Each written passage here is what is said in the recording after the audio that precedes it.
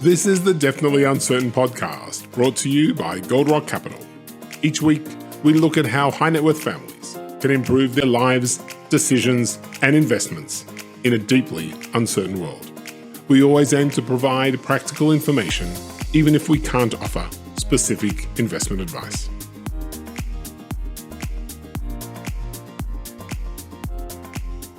This is the Definitely Uncertain podcast. My name is Darren Rockman, and I'm a partner at Goldrock Capital, the 21-year-old multifamily office servicing high net worth families in Israel and around the world. And on the line from Austin, Texas, Joe Milam. Hi, Joe. Good morning, or good afternoon, I guess, from there. Good morning from Austin. Yes, exactly. In the age of even post-COVID, we haven't managed to sort out the time difference. So Joe, That's right. Joe is a former securities analyst, a high net worth portfolio advisor, and a philanthropy consultant. He more recently has founded AngelSpan after a long career helping investors, and AngelSpan deals with investor relations for early stage and later stage tech companies. And he's also the founder of the Legacy Funds, where they are trying to provide an institutionally rigorous solution to asset allocation into venture capital in the United States. So Joe's worn many hats, and this is going to be a great conversation. So Joe, one of the things that you like to talk about when talking about high net worth families, and something that we often deal with here, is the psychology of wealth. And yes. How do you look at this particular question? What does it mean to you? Well, it's, I guess, like anything, getting to the root of individuals' motivations and interests and desires, particularly if you're in the world of advisory, is critically important if you're going to serve them properly. One person's investment objectives, even though they may state the fairly conventional, I'm moderate risk and I want some growth, but I don't want to lose money, right? That sort of generic sort of emotional reaction to uncertainty. If you don't get to the core of where they're at in their life, what's motivated them, what's driven their investment decisions, what are they doing in other parts of their life? So you could get a more holistic and heuristic view of really what's the underlying issues that you need to address when you're providing some degree of counsel in and around, again, whether it's investing or who and where they give money to and how much and in what format. These were all things that became acutely interesting to me at a very young age. And I've had a career path that's allowed me to really live in the middle of it and both continue to study it and apply the lessons learned. Right. Well, it's probably worthwhile just giving our listeners and viewers a background as to your career, because you have advised some of the wealthiest and most influential families out there. Yeah, I really have to, there's a couple of stages in life that were truly serendipitous and just changed the trajectory of my life. I did establish an interest in investing in the public markets in college, and turns out I had a bit of a knack for it. And so I had a brokerage account and I had success. And so people were giving me their own money to invest just to mirror my trades and what have you. And this is back in the early 80s. So this goes back to 7-day settlement trades, and where it was very much an investment process, not a trading process. So what this article I came across and read in college was why wealth stays in European families through more generations than American families.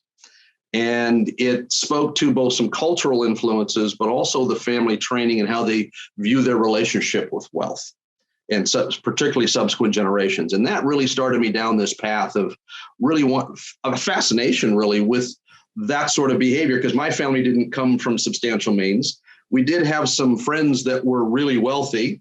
And so the family chatter around the dinner table was always talking about them versus us. And I wanted to understand them. And like I said, reading that article years and years ago started me down that path. And I've had the good fortune to really be thrust and really joined a firm that put me really at the epicenter of both old money and new money, old U.S. money, new U.S. money, and those dynamics. And so it gave me a laboratory both to continually apply the things I had read to that point, but continue to spur my my study of the psychology of wealth so I could serve those clients better, both as a junior portfolio manager. And then actually when my predecessor died, I took over the company and bought it back from the European bank he had sold his firm to. Right. Okay. And then one of the things you like to talk about is this idea of the psychology of wealth S-curve. Yeah, and that's really a culmination of a lot of both the studies and firsthand experiences and we would have these conversations in my firm and in working with clients. And when a new client or potential client would come in, we'd meet with them, I'd debrief with my colleague and talk about where we felt they fell on this sort of conceptualized framework. And then once we started writing this down, we used it as a tool, and we would even show it to our clients. And really what it represents is, if you think of a common S-curve, where the x-axis is age and the y-axis is money.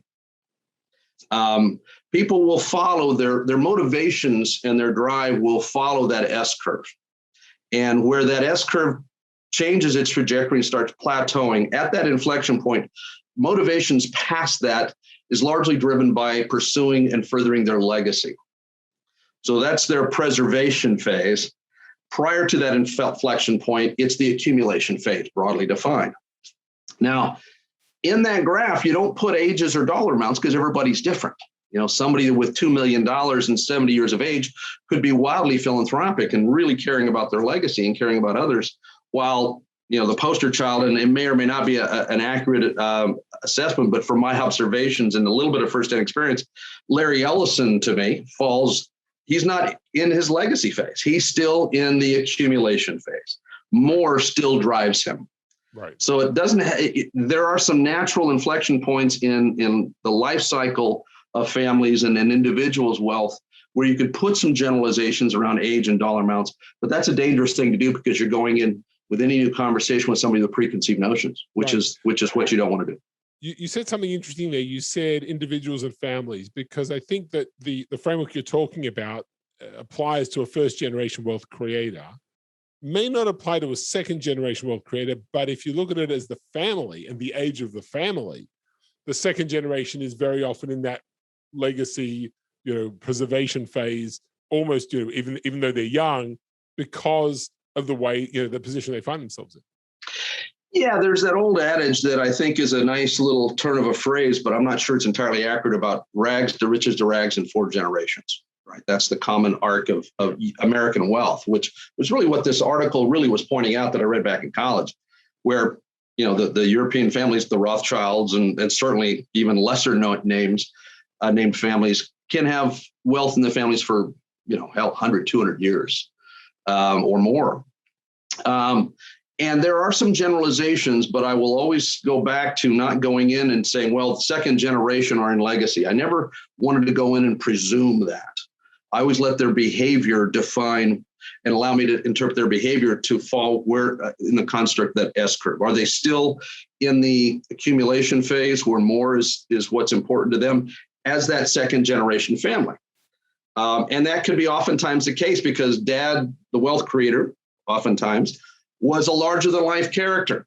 And the son feels like that dad is casting a big shadow and he has to go do it on his own. And so he may take undue risk with his trust funds or undue risk following biz school because he had to prove that he just wasn't born into that stature of life and the accoutrements of that stature of life. And so I always just look at their choices and their own behavior to really then be able to understand where they fell within the construct of that S-curve. Right. So if you open that up, how does the psychology of wealth, in your view, affect the way that people invest? What are the sort of touch points there? Yeah, I guess it's another way to maybe ask that, or another way to answer it a little bit more indirectly, is the absence of understanding really their psychological motivations is what causes what I call dis-ease with their money. Lack of a peace of mind. And so much of the financial advisory and financial services industry is largely motivated by transactional approaches and a sales pitch type approach. Their incentives, rewards, training, the products themselves. And you can't pitch something unless you really understand what's their motivation, what is their true need, what is causing the dis-ease. And this is people with tens or hundreds of millions of dollars are still finding they're unhappy with their financial circumstance. It's not about not enough money.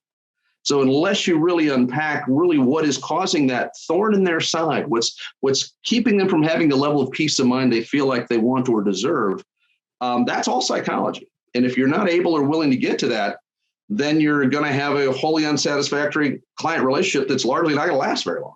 Yeah. And you're not really doing the client, you don't do the client any favors. If you're not giving them what they need. And you, as the professional, it's your job to figure that out, to diagnose that, much like a doctor does, right? Yeah. The patient may come in and say, gosh, I feel really bad. It hurts right here. Well, the doctor doesn't say, well, they'll go and figure out what's causing the pain. Yeah. And I think it's also true from the other side, from the client side, which is often clients in an advisory relationship don't know how to express their lack of satisfaction, because they've got a relationship with the professional, but the professional is dealing with the investments in a closed loop, just trying to maximize, the return given the risk, and not really helping the client think about what it is they need to do and to achieve in order to get to a good place in their lives. Yeah, I mean, one of the examples that really drove it home for me, and this is before my predecessor died. So this is, he died in 92. So this might've been 90 and 91. I met with a second generation DuPont. This DuPont family were clients of ours, and he was just getting out of college. And I think my predecessor was going through his cancer treatment. So this must have been early 92. And so I met with this young man, and he came in 22 years of age, shows up in a newly minted college grad, Slavin shorts and flip-flops. And this is a young man that had 2 airplanes while he was in college because he loved to fly. And he showed up, and I said, I don't use his name, but I said, what brings you here? And he said, well, Dad just said I need to come in and meet you. I said, okay, well, do you have any questions on your portfolio? And he goes, I don't really look at it. And it was, it was 8 figures. And one thing led to another. And as this young guy that's trying to prove my worth inside this firm, I was a junior guy to my predecessor. By the way, this young man's dad and my predecessor went to prep school together in Southern California. So the relationship goes back to high school, which is oftentimes the case with relationships like this. And my predecessor was from old San Francisco money as well. Anyway, and the young man, as I was talking about the fancy portfolio management, his risk adjust, all those sort of linear sort of investment advisor default conversational topics, I could see him getting even more and more uncomfortable. And I had to figure that out. And what came out of the conversation is, not only was he not interested in all those tactical models and cool ways we were managing money or in the risk adjusted returns, it actually made him uncomfortable because he had a level of guilt going through college, having been born into this situation where his buddies who he respected, and maybe because they were better students or better whatever in his mind, they struggled to pay rent sometimes. And he had 2 airplanes he couldn't talk about. And so compounding his wealth actually drove guilt that was still lingering from his time. So you're now going to tell me that you helped him lose money? No, I didn't, but I didn't speak in those terms. It really was the lesson that hit me right between the eyes that I really needed to, regardless of the age, regardless of the circumstances, don't go in with any default assumptions about what is going to drive their satisfaction and peace of mind with their financial circumstances. Yeah. And it really was the most acute lesson. And I never forgot it. And it was always by default, I would spend more time just understanding the source of wealth. Where did it come from? Yeah. What did Dad do? Or what did the wife inherit the money? Well, where did the money come from? What was the family stories? I really wanted to get in both spouses. I wanted to get inside both of their heads. I had the pleasure of meeting with Terrence O'Dean, who now teaches at Berkeley, but at the time he was at UC Davis and University of California, Davis. And he wrote the first material piece on gender biases in investment decision-making. And he kind of became the expert in gender biases, the academic expert. And I saw this early on, how women reacted to the financial dialogue and narrative versus men. And yet he just formalized it with an academic paper and studies. But there's a massive difference. And so if you're denying the wife's role and input in the process, I mean, the disease could be her just worry over the husband's inordinate risk taking. Yeah. Right? Because women, as the science and the studies have shown, are better risk managers than men. Men are typically more adept at taking risk, and women are oftentimes more adept at managing risk. Yes, of course. And unless you understand that and can really drill down and understand, okay, where is there inordinate risk that's making the wife feel unhappy? We got to address that. Otherwise, the investment strategies are going to be meaningless. Yeah. That's really fascinating. How does behavioral finance now start to play into this? Because you've been looking at this for 30 odd years, or learning lessons for a long time. You've learned things that I've yet to learn, but I'm catching up fast, Joe. How does the sort of newer studies that have really unpacked the behavioral finance, how does that impact in the way you think?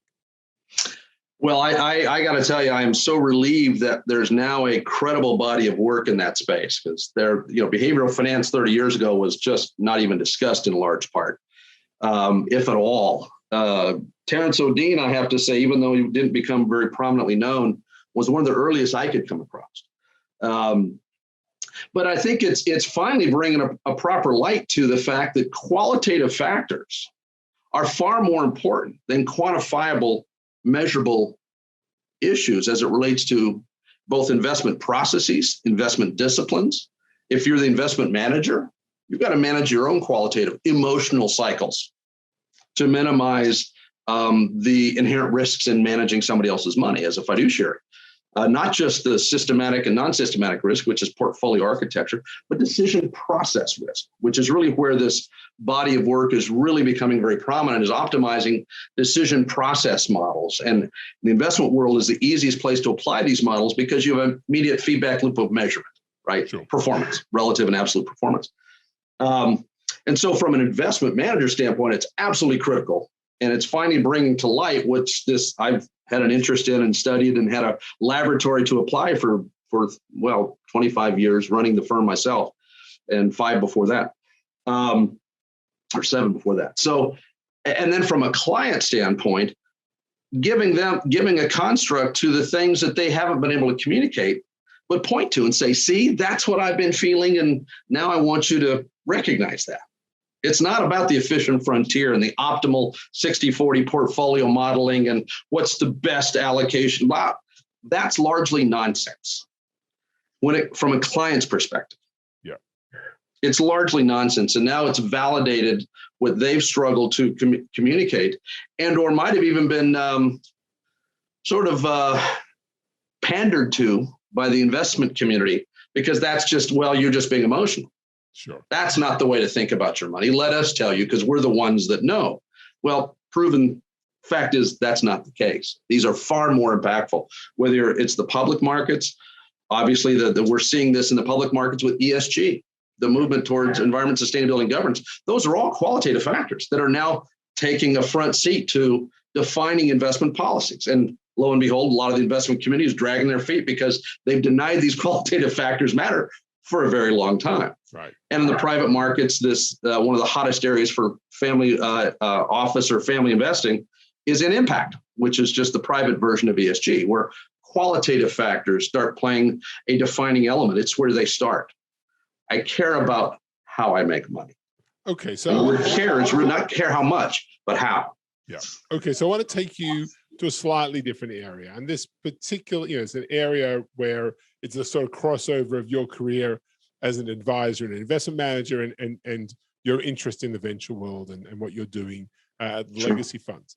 One of the things that we see here, in Israel, with the growth of the successful high-tech entrepreneur who's exited out of one of his businesses, one of the things we see is this desire to take that wealth and then reapply it into the things that they know how to do, which is obviously more venture capital deals. And we had an interaction with a particular individual who said, "Look, I just want to do pre-IPO deals," and his wealth, frankly, was was in an IPO, and a lot of it was locked up. And we sort of looked at him and said, well, I'm not, from an asset allocation perspective, I'm not sure. And I'm sure there are managers who would say, yeah, sure, we'll do that for you. And we didn't feel comfortable. How does that entrepreneur think about how he applies the dollars, which are the outcome of his successful business?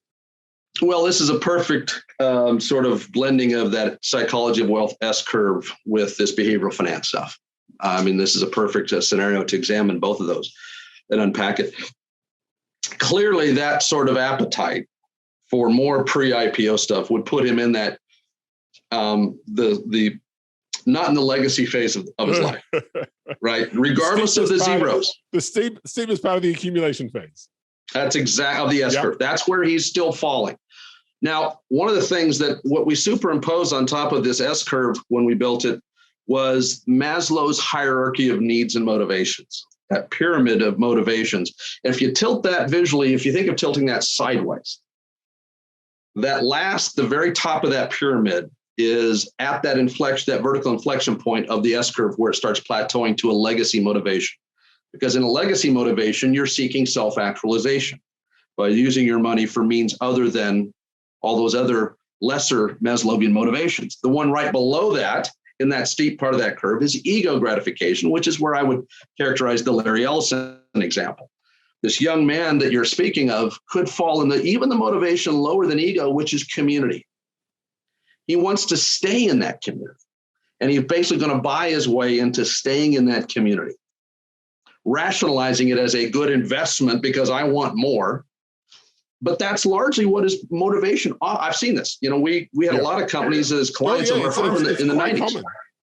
Oh, it's quite common because it's oftentimes, this is what you see with the angel list syndicates. They're just trying to hang out with their buddies and stay in the game. It's a community motivation. And because it's a place where they feel comfortable expressing themselves, and maybe much more than in other areas of investment, they can, participate in the conversation. Well, and now migrating over to the behavioral finance motivations, one of the biggest risks in behavioral finance, whether you're an investor or an investment manager, is what's called confirmation bias. Right? Everybody telling you, and you're finding all the things that you want to hear. And you just seek the things that validate your paradigm. Well, the scientific method, the discipline and construct of the scientific method is whatever your hypothesis is as a scientist or an investor, you should seek data to disprove it. That's the strongest way to validate your perception, especially if you are investing serious money. And so the natural behavioral finance folks would tell you that that's also a natural gesture of confirmation bias. How many people leave Google and go launch a venture fund because, by God, they worked at Google, they made a lot of money working at Google. Well, just because you're in the right place at the right time doesn't mean you know how to invest in startups and, God forbid, invest other people's money. Yeah. Those are two different functions that are actually the biases and confirmation biases, and the risks are being compounded by both of those biases in these people that worked at Google or for wherever they worked and then go and launch a fund because, right? There's disingenuousness of why they're doing it. So they largely want to hang around the rim. Yeah. So as an advisor, how do you deal with that? How do you answer that desire? Well, that was one of the things I learned early on when I went through training at E.F. Hutton. One of the things they said, and was the single best piece of business advice I maybe have ever gotten. And that was, if you are in the service business, which largely, if you're outside of a laboratory or on a manufacturing line, you're in the service business at some component of your career. The most important business you do is the business you turn down. Best advice ever. Because I learned very quickly, even at E.F. Hutton, when I was young and newly married and started having kids and trying to build a career in the financial world in my early 20s, right out of college, I still applied that advice. And I was very careful not to take certain clients. And Hutton also trains you on how to manage your existing clients where your bottom 20%, that 80-20 rule sort of stuff. Your top 10 was your A book, the middle 70 was your B book, and your bottom 20 was your C book. You would always have to, once a year, they encourage you to get rid of those clients. Hand them off to another one of your colleagues because the rapport and the chemistry may be better someplace else. If you identify them as the bottom of your practice, get rid of them. And that just made you conscious about not taking business and learning how to avoid who would become part of that C book profile. And so it's critical to go back and answer your original question, I think it's really critical to make sure you don't take money that you don't have the skill set, or it's not the sort of client you even want to serve. Because what I did find is that sort of client is never going to be happy because they don't know what's motivating them. Yeah. There's a dynamic that has gotten a fair amount of attention since the lottery became so big over here, and that is the sudden wealth syndrome. Sure. Which, by the way, is very, very common in the venture capital world. Oh, absolutely. In any psychology, we manage money for some professional athletes. They get a big contract. It's like winning the lottery. Sure. There's a number of stages, typically 5 stages, that they have to go through.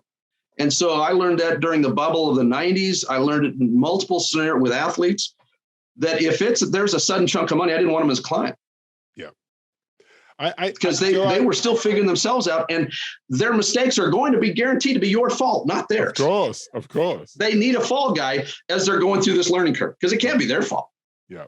I want to tell you an interesting sort of counter to that.